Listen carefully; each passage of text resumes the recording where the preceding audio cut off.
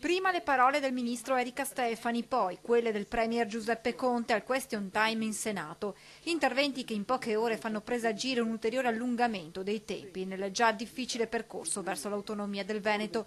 La giornata inizia con le dichiarazioni del ministro per gli affari regionali Stefani, che in commissione bicamerale spiega: i testi non ci sono perché l'intesa non c'è l'accordo, dice, i nodi da sciogliere sono numerosi, i testi che stanno circolando sono spesso erratici, sono bozze che tali sono, la parte ambientale della sanità non è definita, sui beni culturali non vi è l'accordo, sull'istruzione c'è molto da decidere, i testi, conclude la Stefani, ci saranno quando ci sarà un accordo.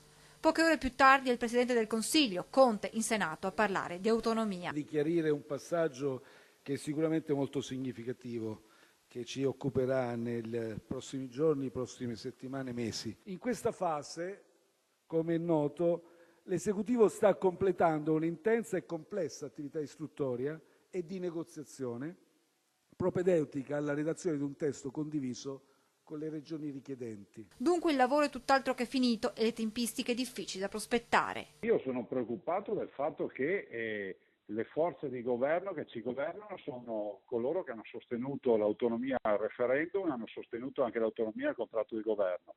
Siccome sulla Lega non ho dubbi perché la sostiene al 100%, a questo punto i cittadini dovranno chiedere conto all'altra forza, al Movimento 5 Stelle, rispetto al mantenimento o al non mantenimento eventuale, io spero di no, dell'accordo sull'autonomia. Un messaggio ai 5 Stelle, ma non solo. Finalmente l'Italia si è accorta che non stavamo scherzando, nel senso che ho l'impressione che qualcuno pensasse che giocassimo a Monopoli. Per noi l'autonomia è una roba seria e vogliamo arrivare in porto, visto e considerato che rispettiamo quella Costituzione che gli stessi che ci criticano sventolavano fino all'altro giorno dicendo che bisogna rispettare la Costituzione. Un confronto che ci sta, vista la materia, ma che, spiega Zaia, deve portare alla conclusione dell'iter. Vedo che si sta muovendo tutti, insomma, dal Capo dello Stato in giù tutti stanno giustamente discutendo di autonomia, l'importante è che tutta questa discussione sia un'inutile perdita di tempo.